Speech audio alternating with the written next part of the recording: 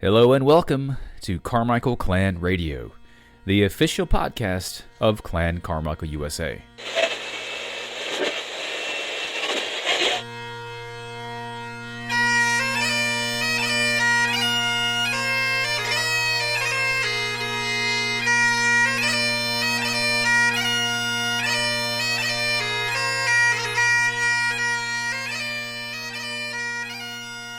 Welcome back to episode 18 of Carmichael Clan Radio. I'm your host, Scott Carmichael. On today's show, I'm joined by educator, author, researcher, and whiskey historian, Dr. Kieran German. Dr. German isn't just a whiskey historian, though. He specializes in the Jacobite movement in Scotland and Britain. But as you'll soon hear, his passion lies in the history of Scotch whiskey. When Dr. German speaks, you can hear the love of whiskey in his voice and can almost taste the flavorful notes as he describes some of the best whiskeys Scotland has to offer.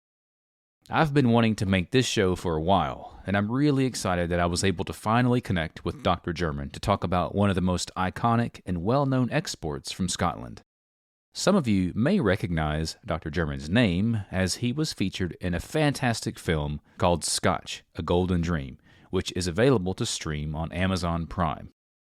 In this episode, Dr. German and I cover lots of ground, from the beginnings of distilling whiskey in Scotland to getting his whiskey recommendations and tips on how to enjoy whiskey to its fullest potential. So get comfortable, pour yourself a dram, sit back, and get ready to learn all about the history of the drink that's in your hand. A few things before we begin. I can't believe it, but October is right around the corner already. And Clan Carmichael USA will be at Stone Mountain Highland Games on October 20th through the 22nd in Stone Mountain, Georgia. We had a great turnout at the Grandfather Mountain Games this past July, and we're excited to be able to see you all soon at the Stone Mountain Games too. So make plans to attend. If you haven't already ordered your commemorative print of the 40th anniversary of the Carmichael gatherings in Scotland, we still have signed copies ready to ship. Follow the link below to get your copy today. If you're interested in learning about becoming a member of Clan Carmichael USA, visit the Clan Carmichael USA website at the link below or visit www.clancarmichaelusa.com. If you've not already become a member, we hope you'll consider joining and becoming part of one of the best clans today. And now, let's get to the show.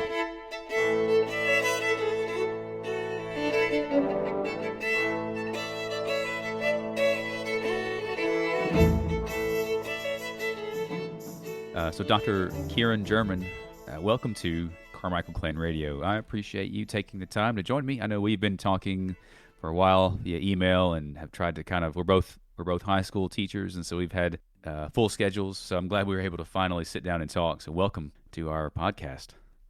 Thank you. It's nice to finally get together and chat. Yeah. So I reached out to you originally, and I was really curious about the history of whiskey in Scotland, which is a super broad topic, I realize. But if you don't mind, talk about a little bit about the history of whiskey distilling in Scotland. How is it known where the first Scotch was made in Scotland, or is that sort of folklore? What's the history of Scotch in Scotland?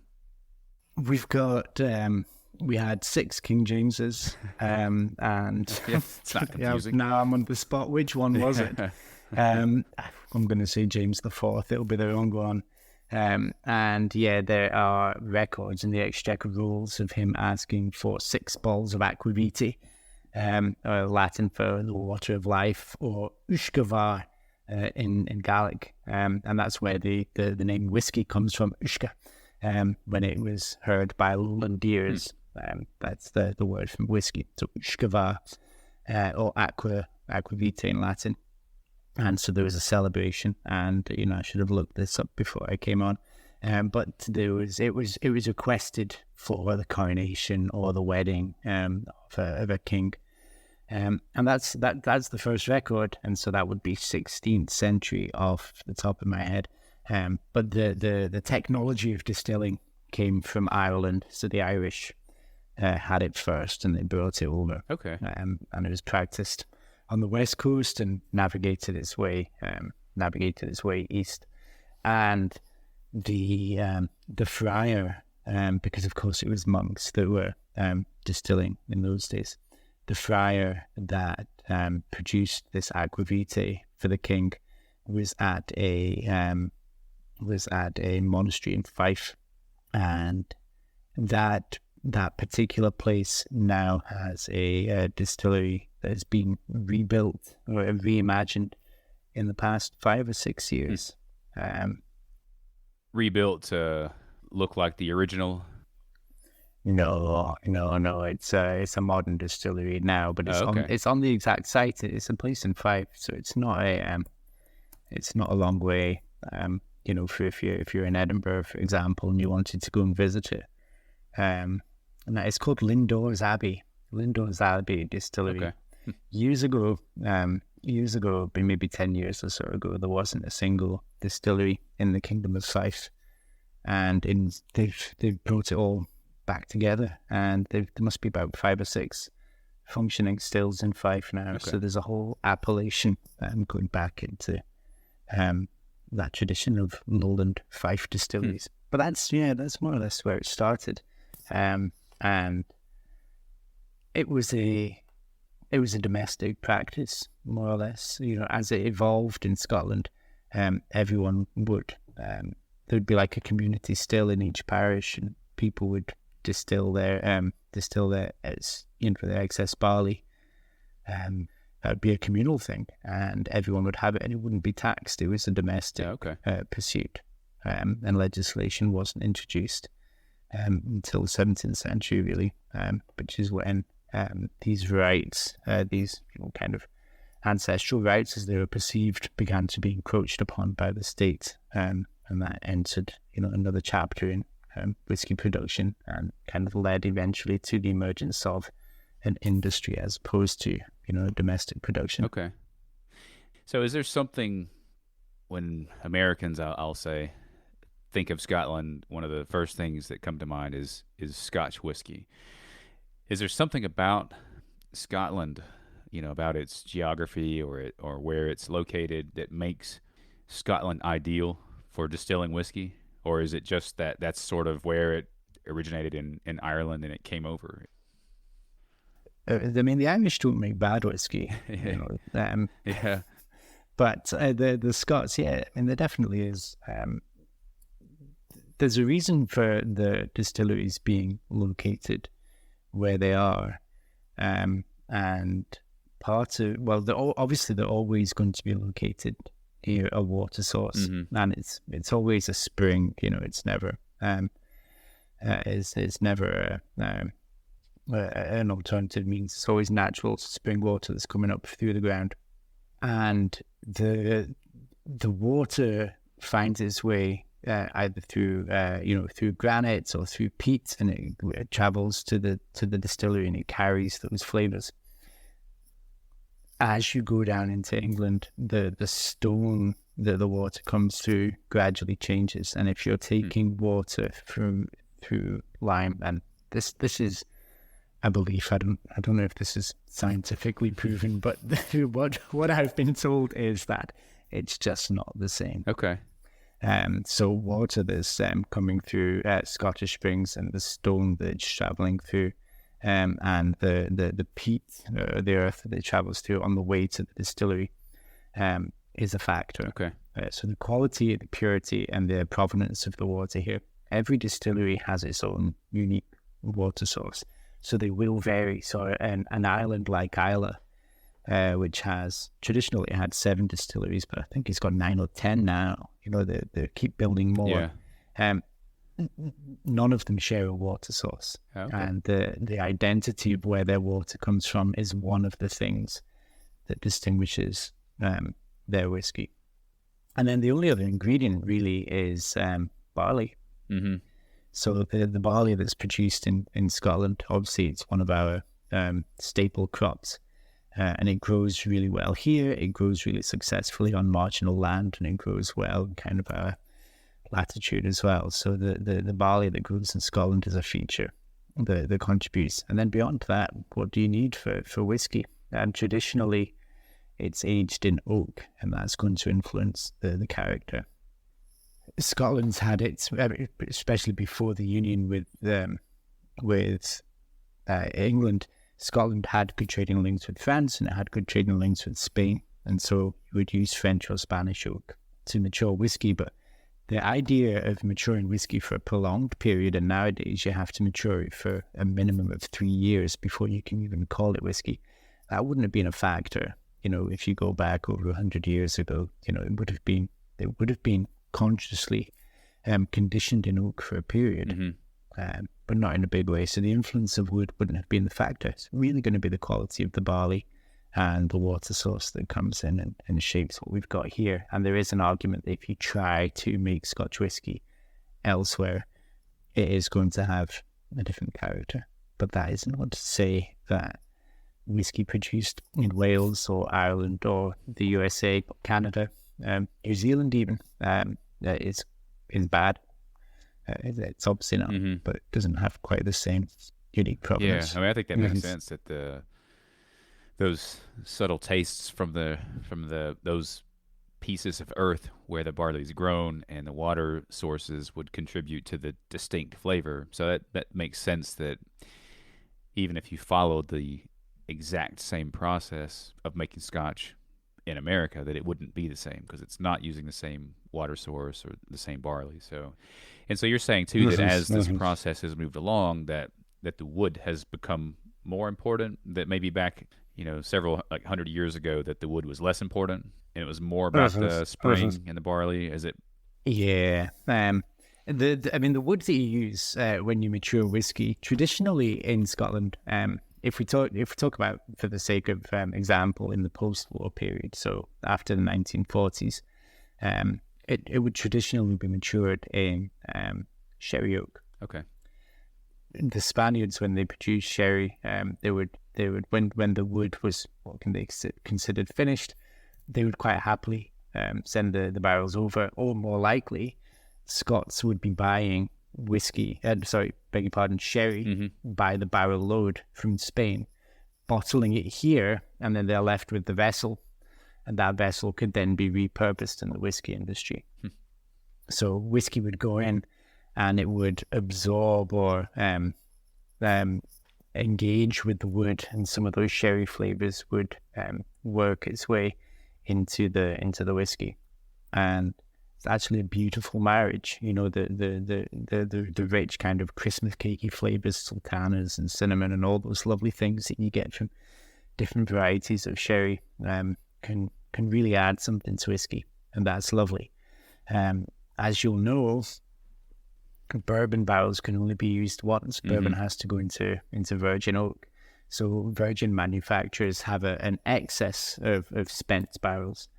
And that makes it nowadays more cost effective for Scotch to be matured in repurposed bourbon barrels. And they will impart different flavour characteristics into the Scotch. Along with that kind of lovely vanilla butteriness that you'd associate with a bourbon. They can then influence the whiskey, and particularly a lighter, more gentle Scotch will merge very well with those bourbon flavors, and that will have an effect as well. So that's a lovely thing. And traditionally, and also now, manufacturers, whiskey distillers will be quite selective about the wood that they do use. Some of them will deliberately seek out, different types of wood to see how that works. So you can find stuff that's been matured in like a Sauterne cask or a Bordeaux cask or a rum cask or a tequila cask, and just see, the impact that has. Yeah. And it can be very successful in some cases, and it can be a little bit weird in other cases. You get what comes out. It's typical because it takes a lot of time to make a whiskey. And sometimes if something's been sitting in a tequila cask for too long, it might not be successful. But an old tactic is, if something's not tasting quite right, just pop it in another barrel, give it some time, and maybe it'll correct itself. I was reading, I was doing some research a couple of years ago now. I was reading the diaries of a greengrocer in Turriff. Turriff is a market town northeast of Aberdeen. And there's a man there called Adam Fyvie that owned a shop. And he was obsessed with three things. He was obsessed with butter, and he would make butter. He was obsessed with bees, and he would keep bees, and he would stand on the doorstep of his shop in Fyvie and count the bees. And he would produce his own honey. And his third obsession was whiskey. And he was operating at the start of the 19th century, so around about 1810, let's say, roughly speaking. And he had customers that would come in with their what would we call them, urns, or their flasks, and they would buy whiskey from him, and they would simply fill their flask from this cask that he would keep in his greengrocer's shop. And he would get his whiskey in the 1810s. He would get it from two places. He would buy it from a legal supplier, and he would buy the good stuff from illicit distillers, and he would put it all together in a big vat. And every now and again, the tax man would come by, and he would show them the receipts for the legal whiskey that he had bought. And there's a record of him saying, "I bought some whiskey. It's not tasting quite right. So I have refreshed the cask. I've put it into a new barrel, and I'll just leave it for a few months and see if it corrects itself." So even all that time ago, people were aware of the effect that wood could have on whiskey, and the positive effect it could have on whiskey if it wasn't tasting quite right. Yeah. Is there a certain wood that you prefer? I mean, I know I've seen the one I see the most is the sherry cask. Is there a particular wood flavor that you enjoy more than others, or is it just depending on the day varies. and mood? It does. It very much depends on the day and mood.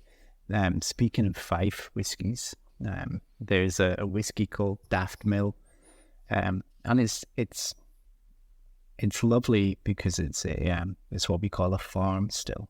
So it's a very small distillery, basically, on a working farm at this point.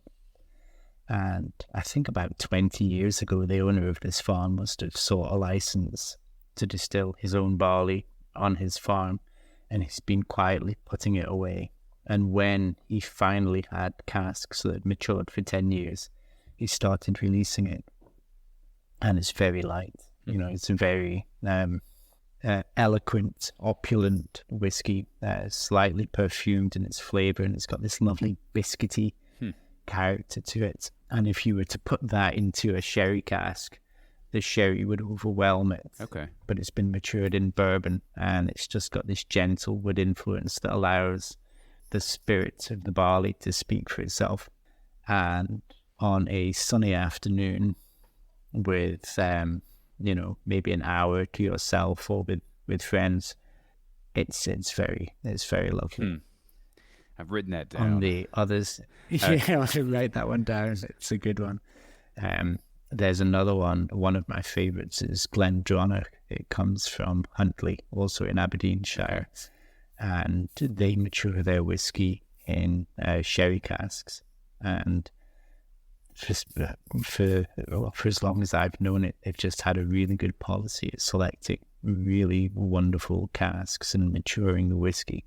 And what comes through is like this Christmas cakey character. So like rich sultanas, cinnamon, and so on, but also like a toffee or a sharp cracked caramel sort of flavor as well. It's superb. And the whiskey gets released at different age statements, but if you can get your hands on an 18 or a 21-year-old of Glendronach with the sherry, that's quite something. I've also written that down. And then I guess at the end of the spectrum, you've got these big smoky ones from Islay, which you can either let loose just by themselves, or you can tame or attempt to tame them with a robust sherry cask like Pedro Jimenez. Lagavulin did a wonderful Pedro Jimenez release in the Distiller's Edition a few years ago. I don't know if they're still doing it. Ardbeg to Ugadal, which I think is Oliver Russell cask. And it's like when a huge force hits an immovable object, and you just have this amazing effect. That can be very impressive as well. So it's, as you say, it's what are the circumstances that you're sitting in, what you're looking for. There's a whiskey for everyone, and there's a whiskey for every occasion, or a Scotch for every occasion, I'd say. Yeah, that's what I have discovered, that I enjoy a lot of the single malts. We were speaking just earlier. I mentioned that I'd had blended whiskeys before, and never really, I didn't enjoy them as much. But it was the single malts they had a smoother flavors, and that they were a little bit not so harsh, I guess it was. But I also enjoyed that each one was different, and that I could, which my wife did not enjoy, because that means I go to the local shop and there's 3 or 4 that I'm like, well, I'd like to taste that, and so you can grab a bottle and bring it home. But I do enjoy, though, that each whiskey has such a distinct flavor to it. That's something that I enjoy about single malts a lot. You mentioned the farm still, and I wrote down, I think you said it was Daft Mill. Is that, if it's a farm still, does he produce that for sales out? Is that something that we could find here in the States, or is that something that it would be only available locally? He goes via agencies. It's actually really difficult to get your hands on. Yeah. He goes through a vendor in the UK called Berry Brothers and Rudd, and they sell in places like Harrods, so top-end department stores and so on. Okay. So he produces it, he bottles it, it's packaged very elegantly, and it sells for a lot of money. And it may be exported, I don't know, you may find it, but it's difficult to get your hands on even here. A friend, a former colleague and a friend of mine, he works in the industry, and he keeps close tabs on what's moving, and he sorts me out with my ones. So I am spoiled. I'm absolutely spoiled. But I believe he basically follows the Facebook page and gets advance notice of when releases are going. And I think they also track. It's hideous, because whiskey is so often sold as a collector's item on auction sites and so on. I think they put barcodes or individual codes on each bottle, so they can track who's actually buying it to sell it on. So it's hard to get hold of because it's made in such small quantities. So a farm still is the traditional way of manufacturing whiskey, and so many of the brands that you'll be familiar with, like your Lagavulins, your Ardbegs, your Glenlivets, they will have started out as very small operations, and they will have been formed on the back of legislation in the 1820s that enabled people to distill on a commercial level. But the size of the stills that they could produce on was quite prescriptive. So they would be small commercial ventures, and as the industry evolved, they grew bigger and bigger and bigger. And if you go to a place called Dufton in Speyside, there are, I think, 9 distilleries around this small town. And the distilleries are now massive enterprises, but they've all grown out of these very small pre-Victorian Georgian businesses that basically would have been, a small kind of farm operation. And that's kind of the scale that they're operating on. There's a wonderful picture actually by David Wilkie called it's a still at Loch Gilphead, and you can see the size of the operation in the 1820s or thereabouts. They would have been very small. If you can imagine the craft breweries that are functioning nowadays with just 3 or 4 small tanks, it's kind of that size. So the amount of whiskey that they're able to put out would have been minuscule by modern standards, and now there is a new wave of people operating on that sort of scale in the sort of same tradition that craft breweries these days operate. And as a result, when they're done well, like Daft Mill, they can't meet demand. Sure. And it takes 10 years to get round to meeting that demand. So, well, and that obviously in the meantime, basic economics, that when the demand can't be met, the price goes up. So that's is it, at what point in the history of Scotch whiskey, where do the illicit stills come in? Are those stills that are just not, that are off the books, off the the Scottish government's books? I think when you were speaking in the movie, in the Scotch A Golden Dream movie, I think you were talking about illicit stills there. How do those play into the history?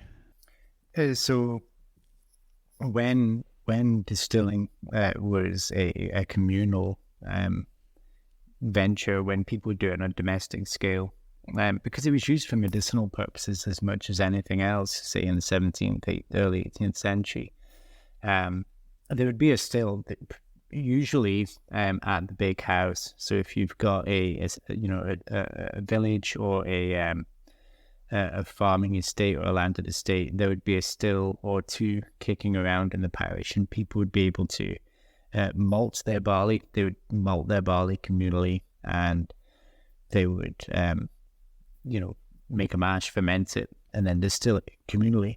And that would be, people would have access to what came from their own grain, I suppose. And it could be used communally if it had to be as well. And as Britain was going in, obviously getting itself embroiled in a series of European wars, say the War of Austrian Succession or the Napoleonic Wars, there was a need for greater and greater tax revenue. So distillation was taxed, and distilled spirits were taxed, and the what was seen as this ancestral right of Scots people, peasant folk, cottagers, that sort of thing, to distill was taken away from them. And if you wanted distilled spirits, you would have to get them from a commercial distillery. Okay. And the commercial distilleries that were properly licensed could really only afford to do it on a significant, like a super significant scale. So it was a completely different product to what they were used to. And it was an inferior product. Frankly, it was an inferior product. A lot of it was produced in the main to be shipped down to England and corrected into gin. So they're producing, ethanol in most cases. So not good. So people with the skill that had been handed down through generations to distill would do that in their own communities again, and they would be hassled by the taxman or the gaugers, basically. And the gaugers is the word for the taxman that they would use. Okay. And so illicit distilling would be whiskey that was made on small portable stills. We're talking about 5 gallons, maybe 20 liters. Not small. Yeah, I mean pretty small. But portable. Sure.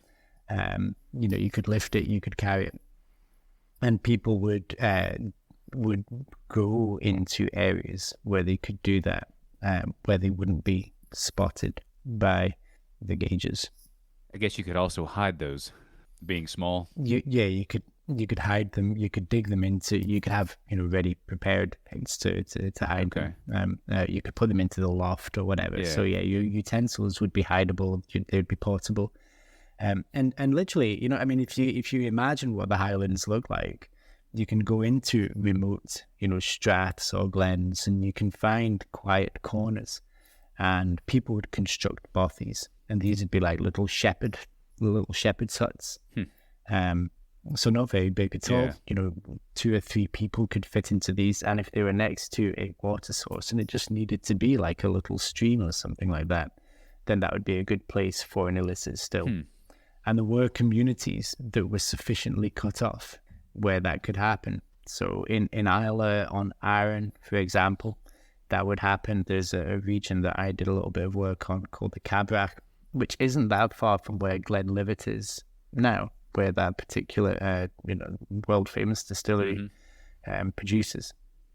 And they were inaccessible to the taxman. And if the taxman did go into that, the gauger would go into those regions, he would be intimidated. He would be bullied away by the residents who lived in those remote communities. People would hang out signs, so they'd put out white sheets, they'd spread them over their peat stacks or over their roofs, so that the people making illicit whiskey knew that they were on their way, could prepare accordingly. And the whiskey that came out of this, because it was made from properly malted barley, and because it was made by people who had inherited the skill over generations, it was actually a superior product to the mass-produced stuff that was made in the lowlands. And if you did have a location like Arran or Campbelltown or the Cabrac or Glenlivet, where it was sufficiently remote that the gauges wouldn't be able to get there in a hurry, they could distill the spirit slowly, and that would raise the quality again. So it became renowned for its quality. And this is the stuff that our friend Adam Fyvie up in Turriff was selling, the good stuff. And people would come in and ask specifically for, Cabrac whiskey or Glenlivet whiskey. They could charge more for it. And the lawyers, the judges, the patrician class were known to prefer this whiskey as well to the stuff that was commercially available. Right. So if they did get caught and if they did get pulled before the law, often, they would be let off with little more than a slap across the wrists, and they'd go back to it. And then, of course, the utensils that they were distilling on were so cheap that if they were confiscated, they were very easily replaced as well. So it became an industry, like a micro industry in and of itself, and it did sustain small remote communities. The people that were making it, because there were two classes essentially. There were the people that were making the whiskey, and there were the smugglers who were taking it from the still to market, and that was the dangerous bit. Because it's getting it across the hills, evading the taxman, getting it into the town. So the whiskey became more and more valuable the further away from the still that it got. So all of the glory went to the smugglers. Interesting. And all of the wealth went to the smugglers. And it's quite interesting. I've seen maps, and there's smugglers' paths that lead on maps that lead from particular little enclaves into towns like Huntly or Brechin or Aberdeen. And there's this wonderful record of a band of smugglers, and they would have ponies, and the wee casks would be on either side of the pony. They'd be going over the hills, and they would drop off the whiskey to the likes of Adam Fyvie, who would put it into his larger cask, and they would have the empty barrels. And there's this wonderful story of a series of smugglers going into Brechin, dropping off the whiskey as quiet as you like, and then once the job is done, marching up the street, in formation, banging the sides of the barrels with cudgels and so on. And it's almost military-esque, almost Jacobite-esque, the way that they're portrayed, and a real kind of counterculture to the British authorities. And I guess that kind of overlaps with that kind of rebellious Highland spirit that we've been brought up on. It's exactly what I was thinking when you were describing that. I thought, well, this sounds like this fits the Scots just perfect. It's incredible. Yeah, you can just imagine them in tartan, can't you? In plaid, doing it. And then back at the stills, it tended to be the most vulnerable in the society. It'd be the widows or the wives or the the orphan daughters that would actually be making the whiskey, because it was a way of supplementing an income when there was no other way to do so. Yeah, that's interesting. That I live in Tennessee, and so much of the Southeast, many of the Scots that came from Scotland to the United States settled in this area. And when you were talking about the smugglers, it also reminded me of kind of during Prohibition in America, this trade that these smugglers that would do the same thing. And so it's kind of funny that it's probably first or second generation Scots there, or maybe third or whatever, but that are running whiskey in the Appalachian Mountains of this area too. So Well, quite. I mean, did you not have a rebellion? I've never been able to explore the overlap, but there was a whiskey rebellion in the 1790s in the USA, because whiskey at that point on the frontier in the kind of Appalachian area was a form of currency. Yeah. Bob Dylan did a song about it. I think it must be an old ballad that predated him, but there's a song. Trying to remember what it's called now. I can't think of which one it would be. Copper Kettle by Bob Dylan. It's on a self-portrait album, 1970. I'll check. It's a good one. Check that out. Check it out. The Bob Dylan's done a song about everything.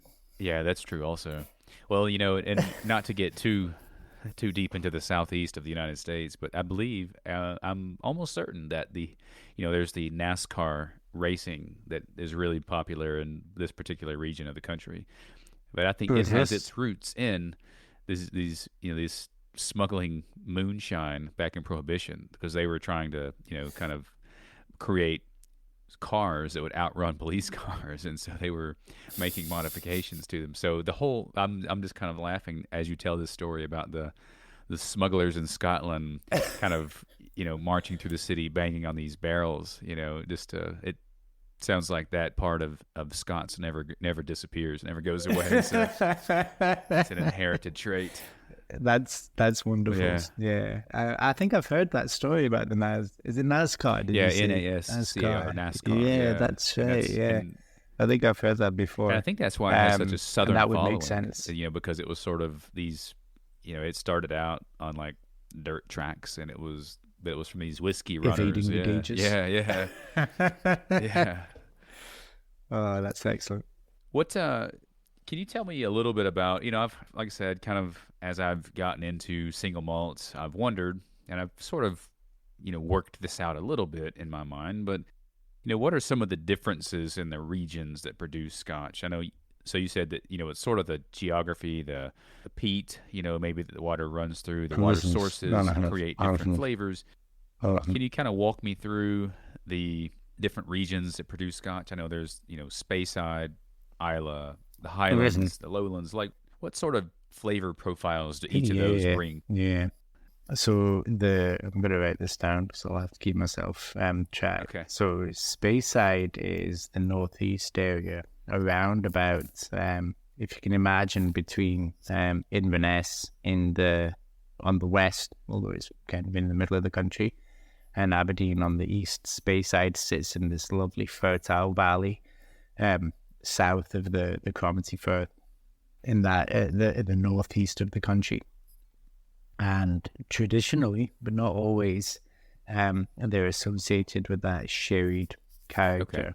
Okay. But there's actually so much range. There's a huge concentration of distilleries there, and they can even vary within Speyside. There are such a kind of spectrum flavors. Mm-hmm. So the likes of Glenjohn I was talking about before, or something like Macallan, have this kind of strong sherry influence, but also Macallan has got this lovely kind of toffee and elegant grass character. I mean, it's not overwhelming. It's not like a sherry bomb by any stretch of the imagination. They do not tend to have any peat at all, mm-hmm. although some distilleries, traditionally they would have used peat, and some distilleries in Speyside have been experimenting with peat and bringing those in. But normally you're going to find something a little bit lighter, with perhaps a bit of a sherry influence in Speyside, and they're usually very approachable, very lovely. And within Speyside there is a lot to explore. But I guess the most famous and the best entry points would be Glenlivet and Macallan would be the two from that region. Islay is the opposite end of the spectrum, and it's on the Atlantic coast, and it's quite far south, north of Ireland, and west of the Scottish mainland. And if you ever get the chance to go, it's a beautiful verdant island. It's in the Gulf Stream, so it's actually quite warm and very, very green, and lovely rolling hills. Lovely place to go cycling, and completely at odds with this kind of rugged, flavor that the whiskey actually has. The whiskey has this peaty character which comes from the water source. The water accesses the distilleries by flowing through peat, and it picks up this flavor, this peatiness. So even if the barley hasn't been peated itself, there's this kind of dry, nutty, peaty character to the whiskey. And then the process of peating the barley, when they malt it, they steep it so that the barley grows shoots and develops these starches, which can be utilized later on in the process. And then to arrest the germination of the barley, they dry it, and they dry it in a kiln over a peat fire. So peat is fossilized earth. Yeah, isn't it? And broken down grasses and trees. Matter. Yeah. And it burns at a relatively low temperature, and it's incredibly smoky, and that will infuse the barley and give the barley this wonderful, wonderful smokiness. And when that is distilled into the whiskey, it's there at the end. So you get the dry peat flavor from the water, you get the smokiness from the malting process, and then if it's aged on the island as well, it will pick up this phenolic character, which comes basically from the Atlantic, because the water that is brought up or evaporates into clouds and then drops over Ireland. It's the first time it's hit land since crossing the Atlantic. So the phenols from the ocean down into the water as well.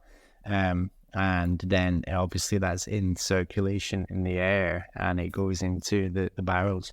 And so you can get a phenolic character which tastes medicinal and smells strongly medicinal. If you walk into a hospital and you can smell that smell, of the sanitary environment, it's a bit like that, which doesn't sound like it should taste nice, but all together, it's just marvelous. And sometimes an Islay whiskey will have a little bit of sherry at the distiller's discretion.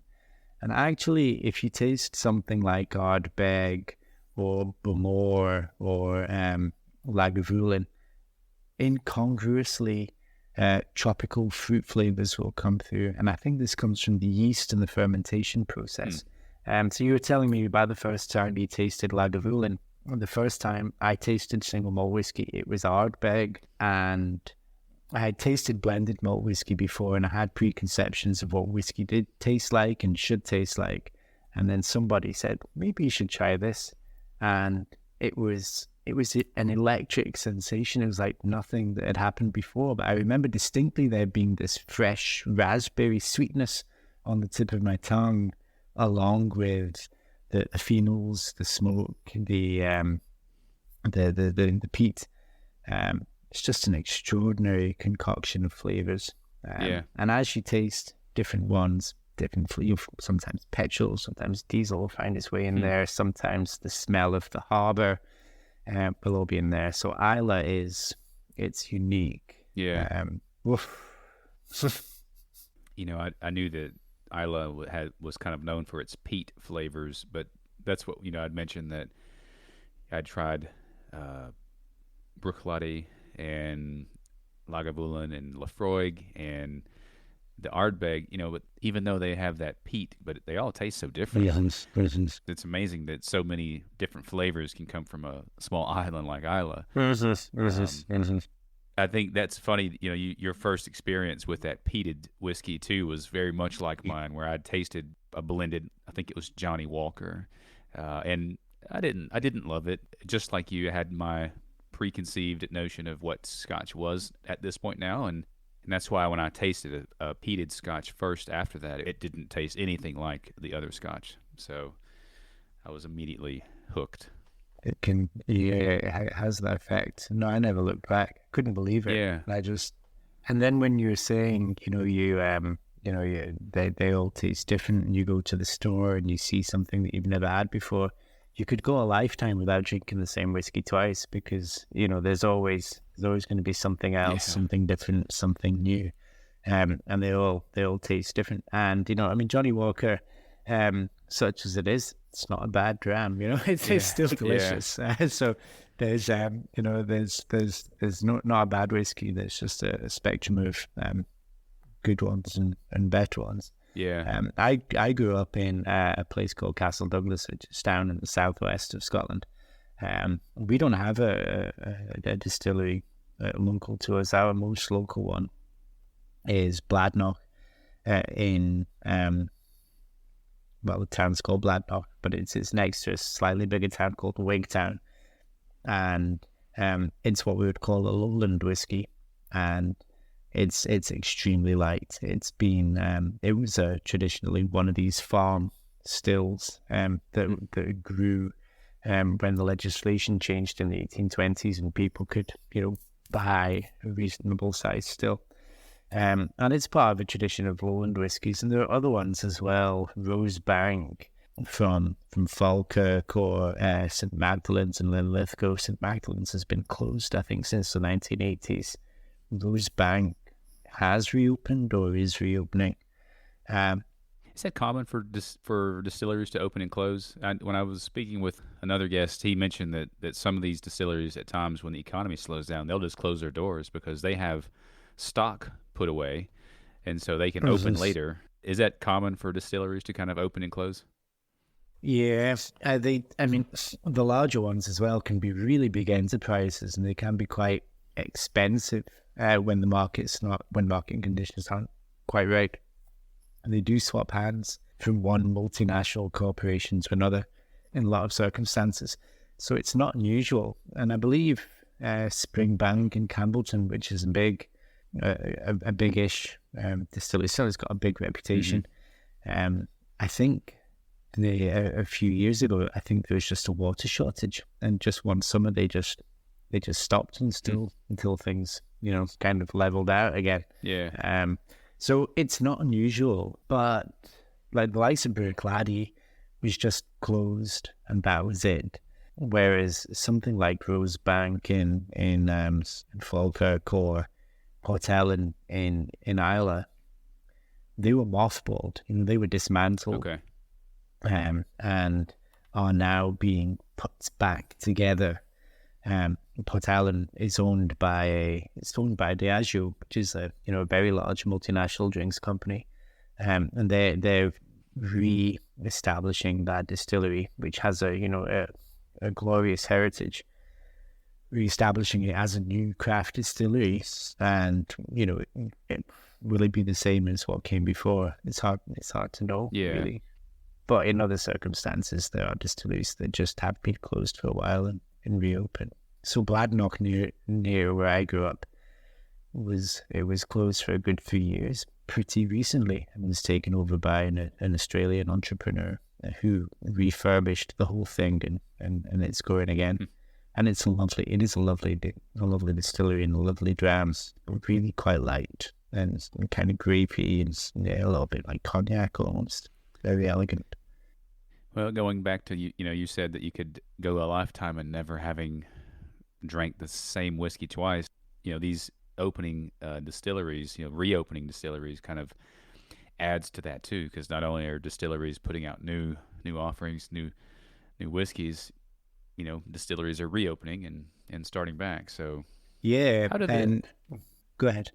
I was going to ask you, when you were saying about the Islay distilling process, that they arrest the malting with the peat and the smoke.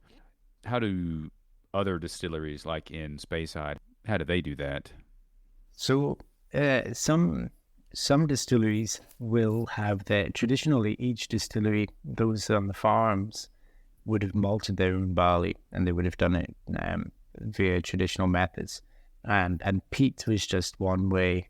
Coal would be less smoky, perhaps once the heat was up, so you'd get less smoke from that. Nowadays, they just pump in hot air. Oh, wow. Yes, simple as that. And if you go to commercial maltings, they will peat. They will peat the barley per the specification that the distillery requires it.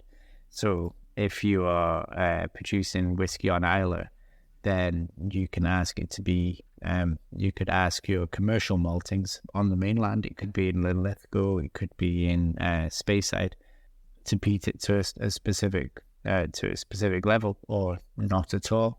and some distilleries will still do a bit of their own malting. So Laphroaig still do a little bit of their own malting, but not a lot, because they have to churn out so much more than they could physically do on their own premises. So they'll buy in a lot, and they'll do some of their own as well. I think Bamore on Islay still do a little bit of their own as well. Okay. And Balvenie up in Speyside do their own. And they'll literally just get it done to the specification that they want, and it'll be hot air pumped in if that's what it takes. That makes sense. I always wondered that. That's interesting that you mentioned that you're bringing in malted barley, because it was a documentary, and it was at the Laphroaig distillery, and it was showing this room where they were, kind of turning over the barley. It's all on the floor. And I remember thinking, like, that's amazing they can keep up with the demand with just that barley, So that does make sense that they're bringing it in and, kind of doing this to... Yeah. To be fair to Laphroaig, there is also a very big maltings on Islay. So it's not brought in from necessarily very far, maybe just 4 or 5 miles down the road at Port Ellen, where there's this huge maltings, and they'll be peating it, in a relatively traditional way. But Laphroaig, as I understand it, they have 6 stills now, and originally they had 2. And they will work. They've got 2 small stills, which are the original ones, and then they've got 4 large ones. I think I'm speaking correctly. And if you are lucky, and occasionally they do this, they keep track, you can get whiskey that has been, the barley has been malted on the floor in the distillery, Islay barley grown locally, and then it has been distilled on the old original stills, and then it has been matured in the old warehouses. I think it's warehouse number 2 on Islay. And they will keep track of it, and they will sell it, when the time comes, to special markets, of course. But you can get like the original, local provenance good stuff. And then there's the more generic stuff which they do check out, which comes in off the the bigger stills, with the stuff that's been shipped in from elsewhere. That's something else to look for. Something else to look out for. Yeah. I know it keeps. It's hard to keep track, and of course it takes an impact on the old wallet. It does. It's well, are there certain qualities from the Highlands and Lowlands that make them different than Speyside, for example? So what you're looking for when you get to the Highlands, and it's such a vast region that it actually can vary extraordinarily. So if you get one, there's a beautiful whiskey up in Brora, in the far northeast of the mainland, and it's coastal. It's got this lovely saltiness to it. It doesn't really have the peat, but it's got quite a hot spirit, it's got this lovely saltiness. And you're basically looking for different terroirs when you get to that point. What is the location of the distillery? Dalwhinnie is from the Central Highlands, and it's quite an elevated whiskey, or distillery rather. It's quite high up, and the quality of that whiskey is actually quite hot and quite spicy, and delicious as well. But I would say when you get into the Highlands, it's such a large region that there is quite a lot of variety. One of my favourites in the Highlands is Edred Hour, which is near a town called Pitlochry. And it used to be, for a long time, it was the smallest distillery in Scotland. And it really was one of these old farm stills that had been established in the 1820s. And for one reason or another, it never got modernised and it never expanded. And you can still go and see the whole process taking place in a very small barn, essentially. And when people come to Scotland and they do the tours of the whiskey distilleries, it's great. You can go to these big distilleries and explore, and there's a room where this happens and there's a room where that happens, and you feels like you're going on this big tour. And then if you find yourself at Edred Hour, they say, yes, come on in. And then they walk you around this room, and that's the tour finished. But it's actually fascinating because it's perhaps the most authentic historical whiskey distillery out there. So it's a lovely place to visit, and it is a lovely part of the country as well. Pitlochry is a spa town, so really, beautifully presented and a nice place to spend a bit of time. And there are plenty of activities you can do in the region. And then you find yourself at this wonderful distillery, and you do get like an insight into the history and the heritage of whiskey making, which is lovely. But how do you spell it? It's Edward. Edra, Edradour, Edradour. Okay. One word. That sounds actually really neat. Yeah. Oh, it's the best thing about it is the whiskey is beautiful. I don't know if you've had. There's a confectionery here called Palmer Violets. Okay. Do you have those? They're like tiny little discs of hard sherbet, and they've got a very distinct flavor. It doesn't sound like you're familiar with them. I'm not, but it doesn't mean that we don't have them here. But I'm not familiar with them. They're called Palmer Violets, and it's quite a unique flavor, and somehow it's there in the Edradour. I guess it's a slightly herbal flavor, but yeah, it's delicious. So it's fantastic whiskey, and it's got a touch of sherry to it as well. And I guess the appellation that we've missed out is the islands. So you've got the Speyside, Lowland, Islay, Highland, and then you've got all of the other islands. So if you go to Orkney, there's Highland Park. Right. Have you had Highland Park? I have. It's wonderful. It's got a kind of lovely heathery honey character with just a bit of rolling smoke towards the finish, and it's great. And then the other one on Islay, on Orkney, is Scapa, which doesn't have the smoke but still has that beautiful heathery character. And then if you go west, you've got some sorts of an extension of Islay, in that you'll find a bit more peat and a bit more of that iodine character. So if you come across something like Talisker, for example, or Tobermory from Mull, then you're getting into that kind of salty, fiery, peaty, smoky. Mm-hmm. And the last one is Campbelltown, which is tucked away. It's a peninsula in the west of Scotland, and it's like an island community, really. But if you go to Inverary and then south, then it's just this long peninsula, and at the bottom of the peninsula there is a town called Campbelltown. And a long time ago, it was a hotbed of illicit distilling. And then as a result, there was when the law changed, there were established, I think, as many as 20 distilleries within this one town at one point. And now I think there are 3 left. Okay. And Springbank,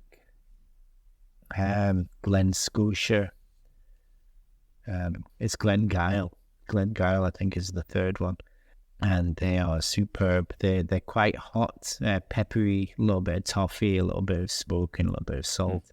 It would be the defining character. A little bit of iodine as well, but very balanced. Yeah. They're beautiful. And because there's not that many of them, and because they've got this kind of region of their own, they're quite sought after. And Springbank especially is worth looking at, and getting a good example of the Campbelltown malts. I've written those down. I'll look those up and try to put some links up. My list gets long quickly. So here's a question for me, but for also maybe people who might be listening to this and have not quite gotten into trying single malts and trying whiskeys, because this is something I learned kind of as I got into it, that there's kind of a right way, or maybe a not right necessarily, but there's a good way to drink a Scotch whiskey. I didn't realize that most people in Scotland put a few drops of water into their Scotch to kind of open it up a little bit.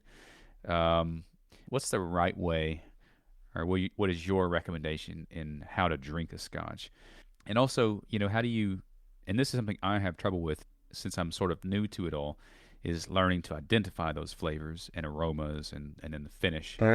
What's a good way to drink a Scotch, and then how do you look for those flavors? Oh, yes, it's a good question. Some people would add ice. I never add ice. Yeah. I don't know a lot of Scots who would But now and again, you'll see people add ice. But with single malt, you really won't see much of that going on. What it is nice to do is to pour your whiskey, and always start by smelling it and looking at the color of it, and then taste it. And once you've gone through that process and acquainted yourself with the whiskey in the first place, you can add water. And Okay. it could be a little bit. Sometimes it could be 50-50, but I would start by adding a few drops and incrementally adding water until you've got it to a place that you're comfortable with. You'll see when you add the waters that the oils separate. The whiskey will just take on a slight cloudiness, and that's the process of the flavors being released, and that tends to help. And then you can come back to it, and it will taste different to when you tasted it the first time. Whiskey will always be at least 40% alcohol by volume, which means if you do drink it neat, it might just numb your tongue a little bit. So a little bit of water just to bring that down can be helpful. If it's cask strength whiskey, it could be anything up to 60%.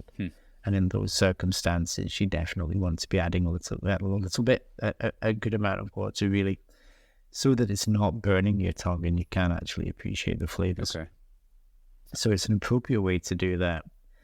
So yeah, by all means, by smelling it and tasting it, holding it on your tongue, and then after you swallow it, you'll feel a finish, an after flavor.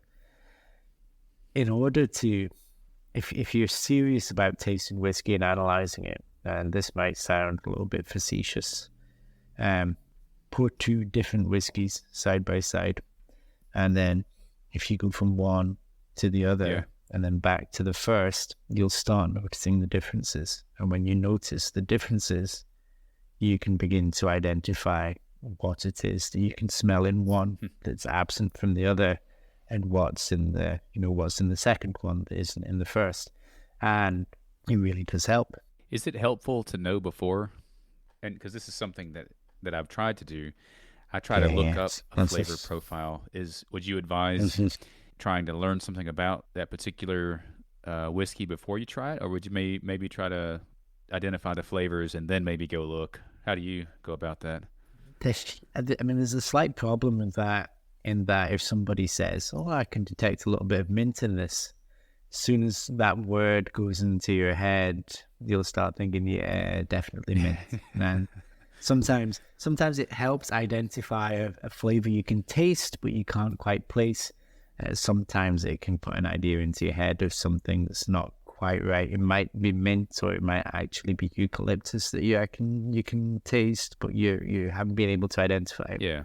So it can help, but maybe acquaint yourself with it first and then bring out the notes and do a compare and contrast.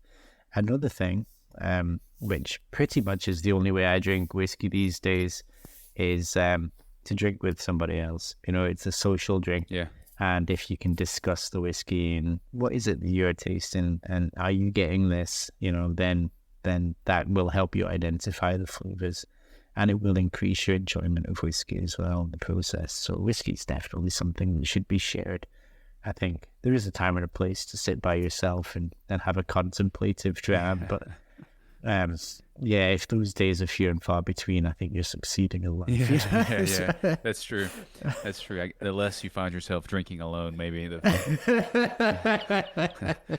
less people should worry. So, and maybe that's why I'd written some notes about how Scotland has this culture of Scotch whiskey. And maybe that's why, because it seems like every Scottish holiday and Scottish tradition is in some way, it revolves around, or it's centered on, the social aspect and having a good time with your friends, and maybe that's why Scotch is so popular. Not only is it made and distilled in Scotland, but also it's just, people enjoy hanging out with their friends or their neighbors and having a dram with friends and talking about it. Yeah, I mean, if you think about Scottish calendar, New Year is so much more important here than Christmas Day, for example. And as you go through Hogmanay, then a dram at midnight is a tradition, and a dram with neighbours as well. People will knock on each other's door. Less so these days, actually. It depends on the community that you live in. But knock on people's door and be the first person to step into someone else's house in the New Year. And you would take a bottle of whiskey with you, and you would share a dram, and then you'd go up the street and into the next house and do it that way. So whiskey forms find its way into those rituals. We have Burns Night in January, and again, it's when the days are short and you need an excuse to go out and socialize and keep spirits high. But Burns Night in January, again, you'll have your whiskey of choice. And I mean, I'm vegetarian, I don't eat haggis. Yeah, good vegetarian haggis these days, to be fair. But yeah, haggis, poetry, and whiskey ganging together, as they would say. And it feeds its way into there as well. And then, of course, as you get to the summer, the time of year that we are now, you have gatherings. The big one we used to go to when I was at university was the Lanark Gathering up in Aberdeenshire. Billy Connolly used to have an estate up there, and he would come along. I never met him, but he would be there. And people would take whiskey, and there'd be Highland games, and sitting in the sun with your friends, and having a dram and partaking in the different events. It's part of our social fabric, to a degree. Yes. Actually, I really like your recommendation on how to drink the whiskey, to smell it first. My wife sometimes thinks I'm, trying to be funny when I smell the dram, and because we've seen footage of people really getting into smelling, and I think she thinks I'm just playing, but it seemed like smelling it is such an important part of drinking it, that I enjoy sitting there holding it and smelling it just as much as I do taking a sip of it. It's such a great smell. And it seems like the smells can be as complex as the taste also. But I like your idea of tasting it just as it is first, and then adding the drops of water to kind of find where it needs to be, where you can enjoy it the most. If you haven't seen it, there's a fantastic video of one of our master distillers in Scotland. He's called Richard Patterson. Yeah. And he goes by the name of the Nose. He's the one. She thinks I'm trying to be like him when I do it. Yeah, he's got a very good introduction in how to drink whiskey. You should look it up on YouTube if you haven't seen it. It's hilarious. Yeah, well, and I think I probably learned something from him that it was because he was in the same movie that you were in, and I think I learned something from just how much time he spends smelling of it, and that was such a part of the characteristic of each whiskey, or its smells. Count the flavors. That's what I used to say to people when I was leading tastings. I would see if they could count 5, 6 flavors. What different things can you actually smell here? What can you identify? And there used to be, still is, this magazine, Whiskey Magazine. They would have tasting notes of different bottles that had come out. And Dave Broom and Michael Jackson, when I started reading the magazine, but obviously it's evolved through different writers since, they would always give the most descriptive, sometimes specific things that they could smell and identify. So it wouldn't just be, it smells like the harbour. It'd be like, it smells like the tar on the rope that's dangling in the sea at the harbour in Loch Hugh or something like that. So very specific things that they would identify. I wonder, I think that's sort of the enjoyment for me is, and especially listening to people talk about it, is thinking about those smells and thinking about those different tastes. And it's almost like they were onto something, knowing that taste tastes no different than just the harbor necessarily, but the more description you give it, the more it's sort of this dreamscape, like you kind of go there to that harbor and see that tar on the road and experience it through your dram. Yeah. So maybe they were onto something with that extra description there. It's a romantic and it's a creative endeavor, drinking whiskey. It's not just something that you do. There's a whole thing associated with it, which is lovely. And it's strange because when you when you talk about not drinking the same whiskey twice, what it can mean is that when somebody says, "Oh, have you ever had Aberlour?" or "Have you ever had, Glendronach?" You can almost say, "Yeah, I had it once. I had it in this pub in that town at that time, and I was with." And you can identify, and those things don't go away. And it's quite astonishing, actually, how specific and memorable whiskies can actually be. Yeah. And then, weirdly enough, if you find yourself actually drinking that whiskey for a second time on the rare occasion, it takes you back. If you go back to that pub, back to that group of friends or whatever, and that's a lovely thing as well. It really is. Well, and I think that may be the like the certain perfumes or colognes take people like smells of them, or you can associate things with different smells, and I guess that's maybe one of the reasons that the aromas of scotches is so important too. Because I totally agree with that. I've enjoyed a dram on the back of our house. We have a nice deck with a little fire pit. It's a really relaxing place to sit outdoors, and I love to have a dram there by the fire. And I could probably have one at any time during the day, and it would take me back to those perfect evenings by the fire on the deck, just like I was there. So yeah. Well, I don't want to keep you all night. It's dark where you are. Quite dark now, isn't it? But before we go, I want you to give me, this is an impossible task, I'm sure, but give me, if you had to say 3 or 4 whiskeys that you would like to recommend to the listeners, what would you? Yeah, give me 3 or 4 recommendations real quick. It would have, Ardbeg is the one I always go back to, always, because it has that. When I was explaining the Isle of whiskies and the characters that it has, that smokiness, that peatiness, and different expressions never taste the same. There's always something new that's in there. And Ardbeg is a very firm favorite. And it's the first one that I tried. It still captures the imagination all these years later. So Ardbeg, if you do want to experience one of those smoky, peaty whiskies.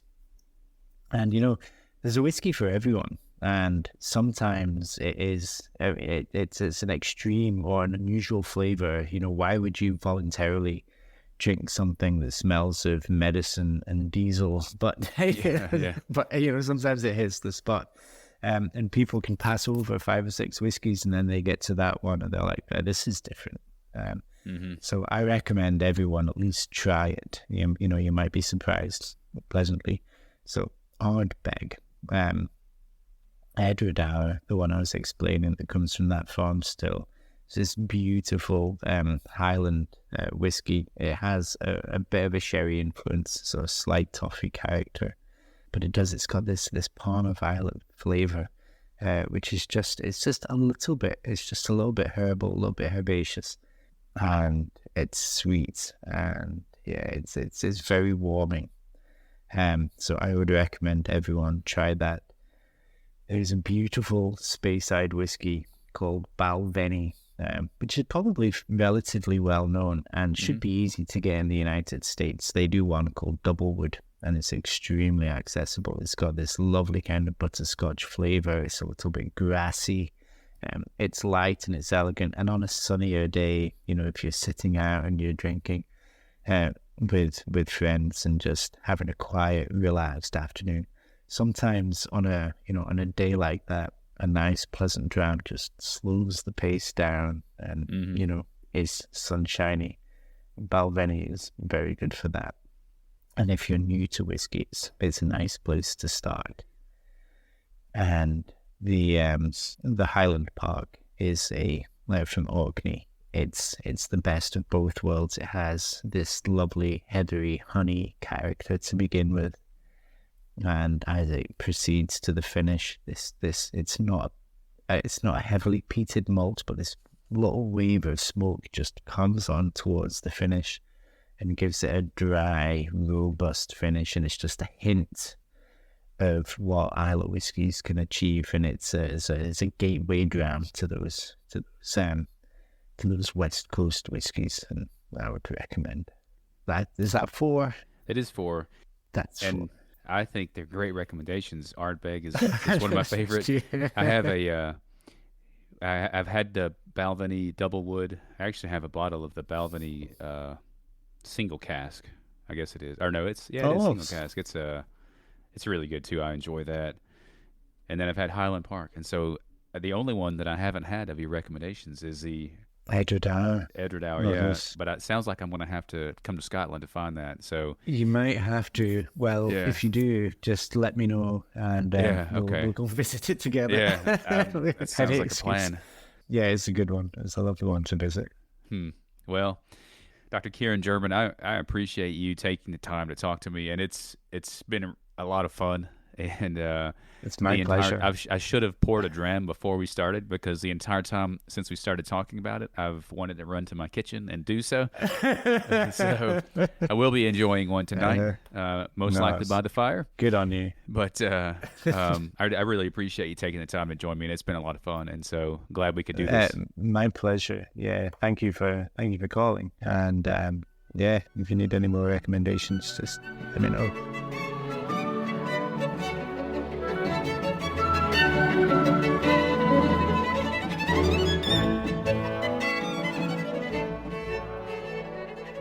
Thanks again to Dr. Kieran German for joining me on today's show and for sharing so many interesting things about Scotch whiskey. Without the willingness of our guests, this show wouldn't be able to continue. So thanks so much to Dr. German, as well as each of the guests that we've had on in the past. Please help Carmichael Clan Radio continue to grow and reach new listeners by sharing the episodes and supporting the show.